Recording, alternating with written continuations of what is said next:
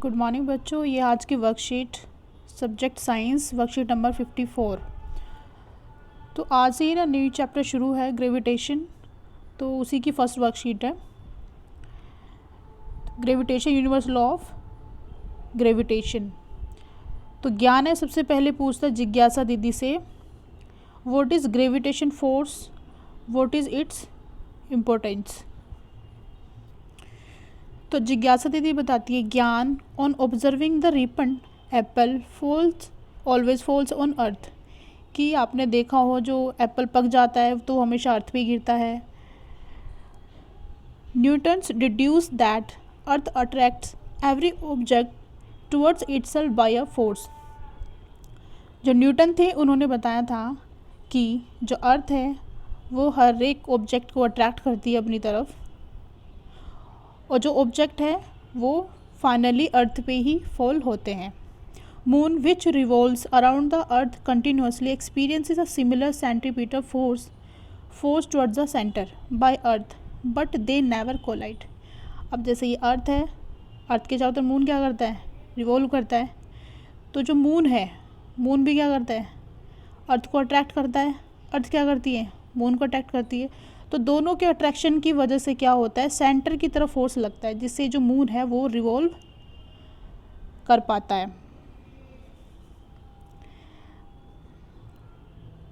On the basis of these facts Newton concluded that all objects in the universe attract each other. This force of attraction between objects is called gravitation. तो इसी के basis पे जो Newton थे उन्होंने law दिया था कि जितने भी ऑब्जेक्ट है यूनिवर्स में, जितने भी ऑब्जेक्ट है, प्लैनेट्स हैं, स्टार्स हैं या ह्यूमन बीइंग भी है, जितने भी ऑब्जेक्ट है वो क्या करते हैं, सारे अट्रैक्ट करते हैं एक दूसरे की तरफ। तो इसी लॉ को उन्होंने नाम दिया था gravitation law.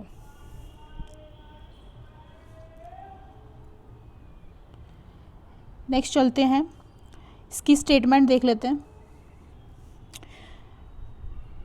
Statement, every object in the universe attract every other object with the force which is proportional to the product of their masses and the inversely proportional to the square of the distance between them. This is known as universal law of gravitation. यहाँ से हम समझेंगे दो object हैं, एक ये object है, एक ये ऑब्जेक्ट है। मान लेते हैं इसका मास कैपिटल एम, इसका मास है स्मॉल एम।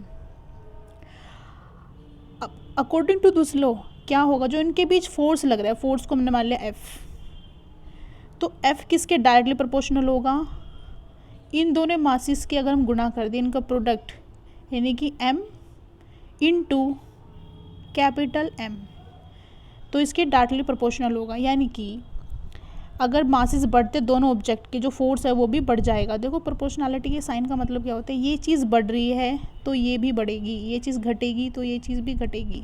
तो जब दोनों मासिस के, जो जिन इन दो बॉडी की हम बात कर रहे हैं यहाँ पे, अगर इनका मास बढ़ा दिया जाए तो इनके बीच का जो ग्रेविटेशन फोर्स है वो भी बढ़ जाएगा, क्योंकि चाहे ये बढ़े चाहे ये बढ़े, तो जब दोनों की गुणा करेंगे हम तो ऑटोमेटिकली क्या होगा, प्रोडक्ट बढ़ के आएगा, तो फोर्स भी क्या होगा, बढ़ जाएगा।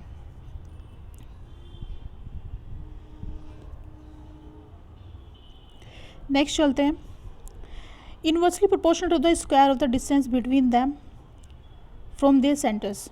अब जैसे ये दोनों बॉडी हैं, एक हमने ये मान ली, ये मान ली, तो हम जो फोर्स है ना वो हम इनके सेंटर से कंसिडर करेंगे।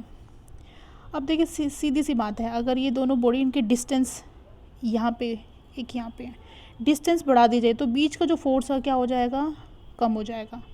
और अगर इन दोनों को पास कर दिया जाए, पास कर देते हैं, तो जो बीच का जो फोर्स है वो क्या हो जाएगा, बढ़ जाएगा। पास पास आ गई, जो फोर्स की जो रेंज है वो भी बढ़ गई, तो फोर्स क्या होगा, स्ट्रॉन्ग हो जाएगा। लेकिन दूर दूर करेंगे फोर्स क्या हो जाएगा, वीक हो जाएगी, क्योंकि जो बॉडी है एक दूसरे से दूर होती जा रही है, तो दोनों के बीच का जो फोर्स है वो हो जाएगा वीक। और जब भी हम फोर्स कंसिडर करते हैं तो हम इस लाइन से कंसिडर करेंगे, दोनों के सेंटर को मिलाती हुई जो लाइन है, इसे बोलेंगे फोर्स ऑफ लाइन। ठीक है, तो जो नेक्स्ट स्टेटमेंट है वो कहती है कि inversely proportional to the square of distance between them. Suppose करो ये हमारा क्या था, कैपिटल एम, ये स्मॉल एम, तो इसके बीच की अगर डिस्टेंस, दोनों के सेंटर को हम कंसिडर करेंगे, अगर डी है, जो फोर्स क्या होगा, इन्वर्सली प्रोपोर्शनल हो जाएगा square of distance between them.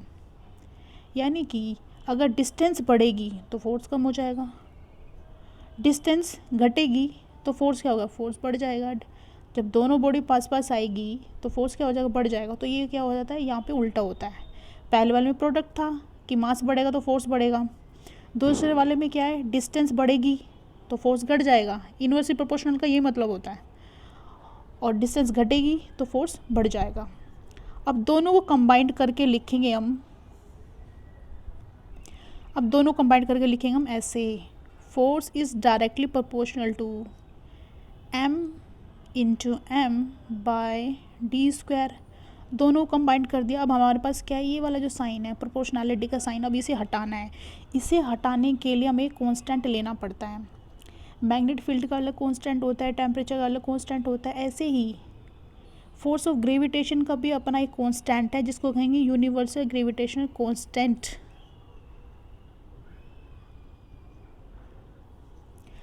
दोनों कंबाइन करके लिखेंगे तो ऐसे हो जाएगा। देन हटाने के बाद ये हो जाएगा F, capital M small m D square. यहाँ पे हम जब बराबर का साइन लगाएंगे उसके साथ लगा देंगे हम G, that is universal gravitational constant.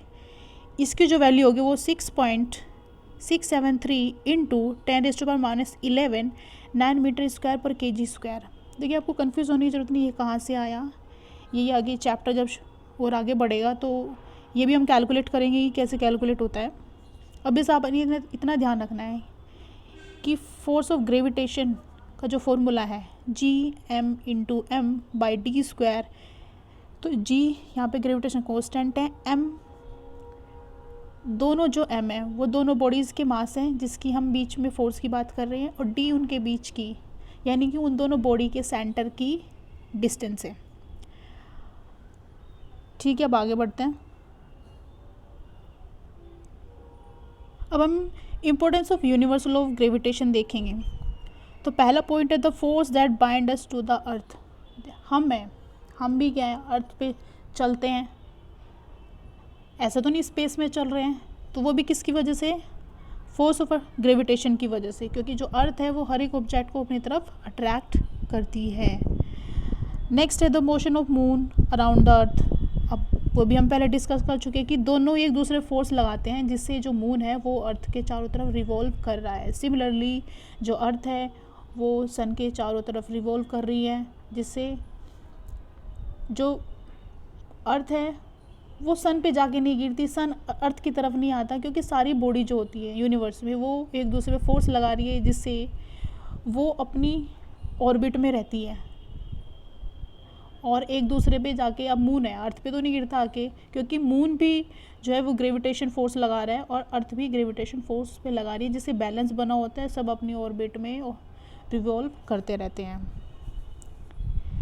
Next point, the motion of the planets around the sun, ये हमने बात कर लिया। द टाइड्स इंक्रीज और decrease in the water level in sea due to the moon and the sun. देखो होता क्या है कि दिन में 2 बार जो सी वाटर होता है वो ऊपर की तरफ आता है, बहुत तेज़ लहरें आती है, फिर नीचे गिरता है। ये होता है जो सन है और जो मून है वो ग्रेविटेशन फोर्स लगाता है अर्थ पे, और उसका कुछ ना कुछ तो इफ़ेक्ट होगा। तो आपको पता है कि 71% एरिया पे तो क्या है, जो घिरी हुई है वो वाटर से घिरी हुई है, तो मेन इफ़ेक्ट क्या होगा, वाटर पे ही होगा। तो वाटर क्या होता है, ऊपर उठता है फिर नीचे गिरता है, इसी को हम टाइड कहते हैं। नेक्स्ट है flow of water in the river. और जो वाटर है देखो वो और ऊपर तो नहीं उड़ता, बादल से बारिश होती है तो वो भी पानी नीचे गिरता है, और जो रिवर का जो वाटर है वो भी ग्राउंड पे फ्लो हो रहा है। तो इसका भी रीज़न क्या है, द फोर्स ऑफ ग्रेविटेशन। अब रेनफॉल, ये भी हमने बात कर ली है। अब हम बात करेंगे, अब हम क्वेश्चन को डिस्कस कर लेते हैं। फर्स्ट क्वेश्चन है right universal law of gravitation. देखो सिंपल सा है, इसमें लिखा हुआ है, वर्कशीट में हमारी इसका आंसर दिया हुआ है, फिर भी हम देख लेते हैं। तो फर्स्ट का आंसर हो जाएगा the universal law of gravitation states that every object in the universe attract every other object with the force which is proportional to the product of their masses और inversely proportional to the square of the distance between them। Very easy, हमने बात कर ली थी F बराबर G into M capital M, दोनों body का मास D square. यही इसको हमने स्टेटमेंट के फॉर्म में लिख दिया है, तो बहुत ईजी है, सब अब लिख लेंगे इसको। नेक्स्ट है what is the importance of universal of gravitation. अभी अभी हमने डिस्कस किया है, तो चलो इसका आंसर भी देख लेते हैं। इसका आंसर हो जाएगा the importance of law of gravitation universe law of gravitation explain several phenomena, some of them are the force that bind us to the earth. हमने से बात कर ली थी इसकी भी। नेक्स्ट है the motion of the moon around the earth, the motion of planet around the earth, the tides increase और decrease in sea level, water level in sea due to moon and the sun, flow water in the river, rainfall. तो ऐसे बहुत सारे reason है जो आपके worksheet में भी लिखे, आप इसको आंसर लिख लोगे। बात कर लेते हैं what would have happened if there was no gravitation force, right your views. तो इस पर लिखना है कि क्या होगा अगर ग्रेविटेशन फोर्स नहीं होगा, तो आपके व्यूज़ क्या होंगे। चलो इसको भी डिस्कस कर लेते हैं। नेक्स्ट क्वेश्चन है what would have happened if there was no gravitational force, write your views। if there is no gravitational force we would just float in the air as the earth would not attract us। तो जो earth है वो हमें क्या attract ही नहीं करेगी, तो जितने भी ऑब्जेक्ट अर्थ पे वो क्या करेंगे, फ्लोट करते रहेंगे। तो जो सन है, sun will not have a gravitation pull, so the earth will start wandering in the space. जो अर्थ है वो भी इधर से उधर मूव करती रहेगी, सारे प्लैनेट इधर से उधर मूव करते रहेंगे या एक दूसरे से कोलाइड कर जाएंगे। तो इससे क्या होगा, अर्थ के जितने ऑब्जेक्ट है, चाहे वो ह्यूमन बीइंग हो, चाहे वो ट्रीज़ हो, वो सारे क्या करें, फ्लोट करने स्टार्ट कर देंगे और एक टाइम ऐसा आएगा कि जो लाइफ है वो ख़त्म हो जाएगी। तो यहाँ से भी आप समझ सकते हैं कि ग्रेविटेशन फोर्स कितना इम्पोर्टेंट है, उसी की वजह से भी लाइफ एग्जिस्ट करती है अर्थ पे। तो हम नेक्स्ट क्वेश्चन डिस्कस कर लेते हैं। फोर्थ क्वेश्चन है what does G denotes in the equation of universal law of gravitation and what its value. ये भी हमने पहले बात कर ली थी, चलो इसका आंसर देख लेते हैं। इसका G is the proportionality constant, it is called the universal gravitation constant, its accepted value 6.673 into 10। देखो ये वैल्यू जो हो जाएगी ना 6.673 इंटू 10⁻⁻11, इसको हम ऐसे लिखेंगे न्यूटन मीटर स्क्वायर पर केजी स्क्वायर। देखो ये यूनिट कहाँ से आएगी ये भी हम डिस्कस करेंगे बाद में। तो ये ग्रेविटेशन फोर्स का कांस्टेंट है और इसकी वैल्यू ये हो जाएगी, तो इसका आंसर आप ऐसे लिख देंगे। तो हम आज के वर्कशीट अपने डिस्कस कर ले, किसी को कोई भी प्रॉब्लम आती है बच्चा पूछ लेगा, ग्रुप में मैसेज कर देगा और सारे क्वेश्चन करके जल्दी आप काम करके भेजिए।